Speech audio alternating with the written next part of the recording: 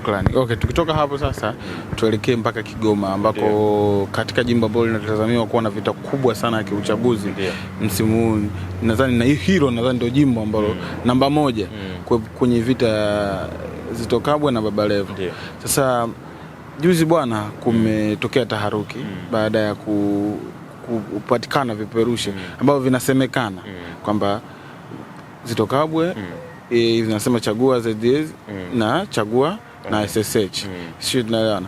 Ikiwa inaashiria kwamba ni uchagua yeye Kigoma, chagua Rais Samia. Si ndio? Na hivyo vilipelekea mpaka mbunge wa CCM Levocatus ndio Baba Levo akalisema ile swala mbele ya rais na alimwambia rais kwamba bwana hebu sema hapa wewe mtoto wako ni nani mtu wako. Lakini jambo la kushangaza mwenyekiti alishindwa kusema mimi nienda na nani, ambao nimekuwa ni jambo tofauti. Huja kwenye majimbo mengine huwa anachagua bwana nyie chagueni mimi, chagueni huyu, chagueni. Lakini Kigoma mjini kwanza hili umelichukuliaje?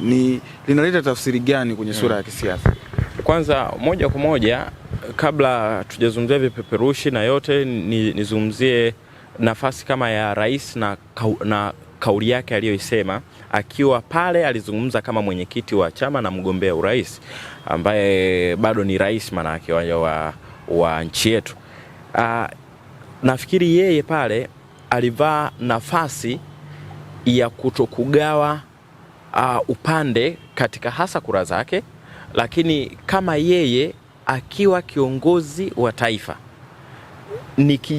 nikisimama upande manake kuna watu nimewabagua.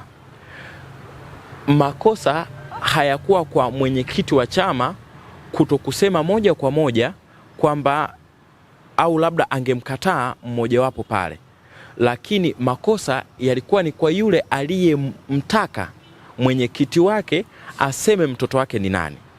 Ni kweli angeweza kusema moja kwa moja bana, kati ya Zitto wa ACT Wazalendo na Baba Levo wa CCM, mimi mtoto wangu ni huyu wa CCM. Lakini katika picha kwanza ya mama, katika picha ya rais wa Jamhuri ya Muungano wa Tanzania, katika picha ambayo anataka kuna watu huenda ni wa ACT Wazalendo wampigie kura, hawezi akasema huyu mimi sio mwanangu. Kwa hiyo ile aliifanya pia kisiasa na kidiplomasia zaidi, kwamba kama kuna watu hawampendi Baba Levo wana nafasi ya kunipigia kura na kukiamini Chama cha Mapinduzi. Lakini pia kama anaamini Baba Levo na ushawishi, bado kura zake zitakuwa hazijaenda vibaya kwa yeye kutokusema moja kwa moja. Kila alichokifanya ni kulinda zile kula hata za vyama vingine upinzani zisiende zote sasa upinzani, kwa sababu amewabagua kama. Kwa hiyo yeye alitengeneza picture fulani ili watu wamuamini zaidi, lakini waone kwamba tuna nafasi ya kumpigia kura. Lakini pia mwishoni tuliona pale aliwatambulisha, na kuna picha ile ambayo anazunguka kila sehemu lazima awatambulishe, na pale amemshika mkono Baba Levo na kumtambulisha kama mbunge. Kwa hiyo tu huko kwingine amemnadi, isipokuwa kwenye lile tukio ambaye alikosea ni aliyemtaka mwenyekiti aseme yupi na mtu, kile kingeonekana kama kitendo fulani cha kibaguzi. Kwa hiyo kwa mwenyekiti na mgombea urais wa CCM Dr. Samia Suluhu Hassan alikuwa sahihi yeye. Ambaye hakuwa sahihi aliyemuuliza, ambaye ni Baba Levo. Maana yake asingemuuliza huenda isingetokea hayo yote. Kwa upande sasa wa Zitto Kabwe na kile alichokisema Baba Levo kuhusu Zitto, vile vipeperushi wote tumeviona katika picha ile iliyopigwa na vimesambazwa mtandaoni, ambavyo kama vipo hivyo kama ambavyo vimeonekana mtandaoni, maana yake hiyo ni mind game pia ya kama Zitto yeye ndo kaviandaa ama chama chake kimeandaa. Maana yake huenda kimeona ama huenda kilikuwa kimeshaona njia ya urais kwetu ni ngumu. Sasa kwenye jimbo kama la Kigoma mjini ambalo lina ushawishi mkubwa wa CCM na mgombea ambao wamemsimamisha kama Baba Levo, tuangalie tunapitaje na nani upepo wa kutuokoa. Huko kwingine tutamtetea mgombea wetu, tutamnadi, lakini hapa tusipo mnadi mgombea wa chama chao huenda tukawa tuna changamoto kubwa sana ya kuaminika. Kwa hiyo wakasema bora tumnadi urais huyu, watu kama wanamwamini rais katika kiasi kikubwa, basi watuamini na sisi kama wanavyomwamini rais. Kwa hiyo wakaona waunganishe kile. Kwa hiyo kama kweli vile vipeperushi vimetengenezwa na chama kwa ACT Wazalendo, wao wamefanikiwa, kwa sababu pale wanakuwa wamechukua influence alionayo mwenyekiti wa CCM ambaye ndo mgombea urais. Ile influence alionayo wamemwombea kura, mpeni kura huyu, na influence hiyo hiyo ambayo itampigia kura rais, kama ni wengi maana yake ndo watampigia kura rais, mpigeni na huyu sasa. Maana yake wamechota kura kama za CCM na za ACT Wazalendo. Kwa hiyo wao wenyewe wamefanikiwa katika sekta hiyo. Hawajafanikiwa tu kwamba labda kwa sababu tunamgombea na sisi sasa mgombea huyu jamani, na sisi tunataka ashinde. Kama wanaona nguvu yake ni ndogo katika jimbo fulani, bora tumnadi huyu tupate hata mbunge hapa. Kwa hiyo kwa ACT na Zitto, kama wao ndo wamefanya hivyo, hiyo njia, wao pia wapo sahihi, kwa sababu wametumia diplomasia ya kuhakikisha kwamba tunachukua hata influence ya huyu katika nafasi ya ubunge. Lakini pia nafasi sasa ya Baba Levo hapo ikoje katika mazingira ya tukio lile, mazingira ya jimbo na nature ya jimbo. Kwa jimbo la Kigoma mjini wamekuwa na imani na Zitto Kabwe kwa muda, mpaka pale uchaguzi wa 2020 ambapo Zitto Kabwe hakupata nafasi tena kwenye jimbo hilo. Kwa miaka mitano hii tu haitoshi kujihakikishia kwamba Zitto atakuwa amepoteza ushawishi kwa watu ambao ameongoza kwa zaidi ya miaka 10 huko nyuma. Miaka mitano hii si tu ya kuaminika moja kwa moja kwamba Zitto amepoteza ushawishi, ukilinganisha pia mbunge aliyekuwepo hapo hakuwa yule mwenye ushawishi mkubwa ama mwenye jina kubwa kama ambavyo walivyo wabunge wengine wa CCM wa maeneo mengine. Kama CCM ingekuwa ina mbunge ambaye amejijengea ushawishi, labda akashika nafasi ya uwaziri kwa miaka hii mitano, Zitto angerudi hapa, angerudi akiwa na changamoto kubwa. Lakini kama mbunge alienda lakini hakushika nafasi ya uwaziri, labda ya kujulikana zaidi na kuwa mkubwa zaidi, ndio maana hata sisi huenda wakaona karata sahihi itakuwa ni ya Baba Levo ambaye ana ushawishi pia nje ya siasa. Lakini pia amekuwa diwani pale na akajenga ushawishi mkubwa baada ya kesi zake zile za kupigania wananchi na pana pale. Kwa hiyo kwa ujumla wake CCM waliona Baba Levo kama ushawishi mpya hata nje ya siasa, wasanii wanamuunga mkono na watu maarufu, tunaweza tukawa tuna ushawishi mkubwa wa kushindana na Zitto ambaye naye ana nguvu kubwa. Kwa hiyo mpaka sasa jimbo la Kigoma mjini hata CCM nao sidhani kama wamejihakikishia kwamba hili ni jimbo letu hapa tutashinda. Hata ACT nao bado huenda mguu mmoja ndani mguu nje, wanaona kiukweli huu utakuwa ni ushindani wa aina yake. Kwa hiyo kwa Baba Levo ana kazi kweli ya kupambana na watu wa Zitto, na Zitto naye ana kazi kweli kweli ya kupambana na watu ambao wanamuunga mkono Baba Levo na Baba Levo ambaye naye amejitoa kweli kweli kulitaka jimbo la Kigoma mjini. Lakini kwa ujumla wake ubashiri wa matokeo ya Kigoma mjini utakuwa ni matokeo yenyewe tu. Yaani hakuna namna sahihi ya kubashiri matokeo ya Kigoma mjini kama kusikia matokeo yenyewe baada ya Tume ya Taifa ya Uchaguzi, Tume Huru ya Taifa ya Uchaguzi kutangaza hayo matokeo. Kauli hizi na mambo yanayoendelea kule Kigoma, na kumekuwa unajua na allegation, yani shutuma nyingi za kwamba chama hiki cha ACT Wazalendo ni CCMB nini ambazo zinatolewa, kunaona kina Polepole na mtaani zinatolewa kila siku. Hii sasa, haya mambo yanaendelea sasa hizi kule Kigoma, ni anakwenda kucement zile shutuma au wewe unaonaje? Kwa upande fulani manake matukio yale yanawapa hoja wale wanaodhani kwamba ACT si mpinzani wa kweli wa CCM.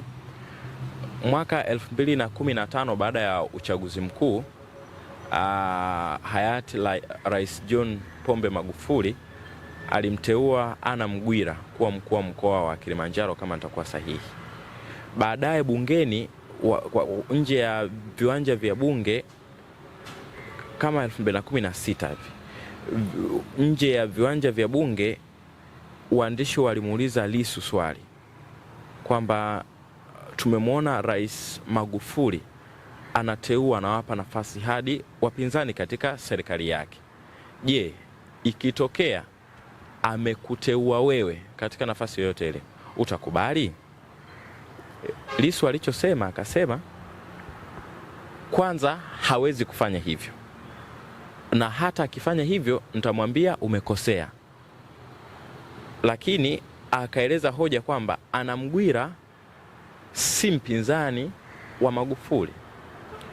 Kwa tafsiri ya Lissu alikuwa anamaanisha mpinzani ni yule angalau anayekaribia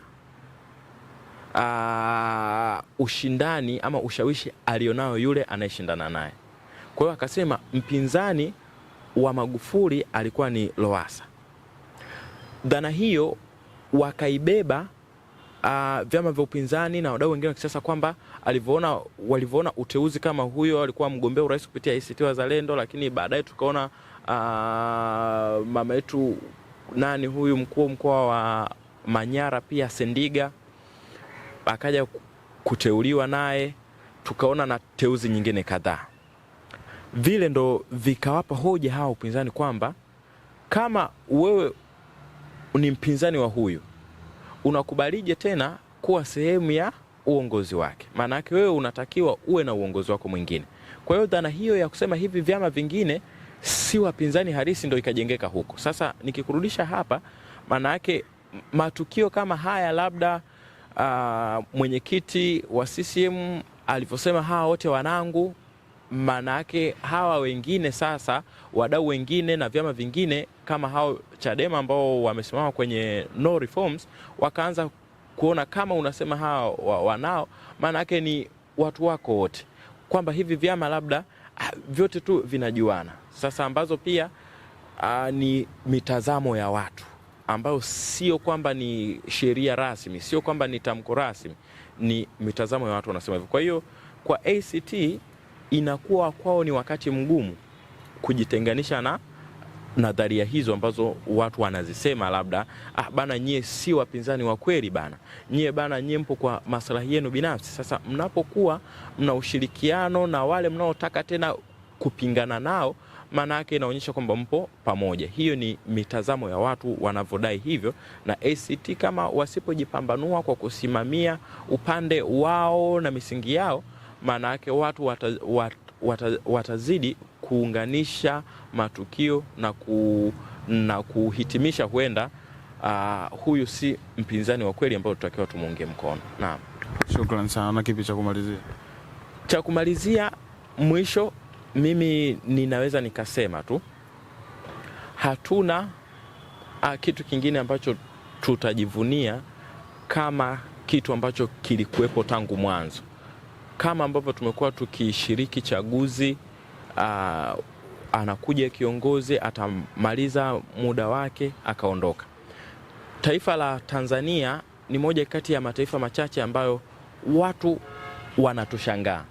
Mwaka 2015 wakati rais mstaafu wa awamu ya 4 Dr. Jakaya Kikwete anaachia nafasi wageni ambao walialikwa kwa ajili ya shughuli za uapisho pale, rais wa nchi tofauti walikuwa wanashangaa namna ambavyo rais anamaliza muda wake, yupo comfortable kabisa, anamwachia nafasi mwingine, anampa naye madaraka naye aende.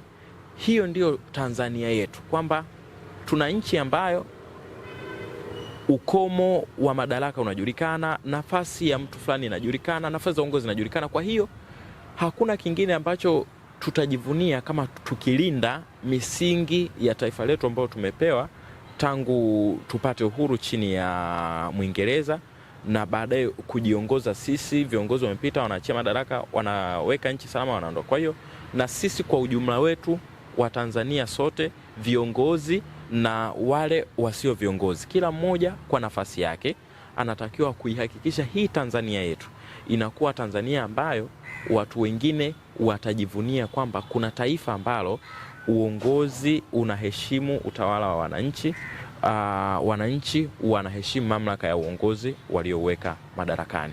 Tukifanya hivyo, mtawala atatawala kwa amani, mtawaliwa ambaye ndo mwananchi anayeongozwa naye atakuwa na amani katika taifa lake. yangu ni haya. Shukrani sana.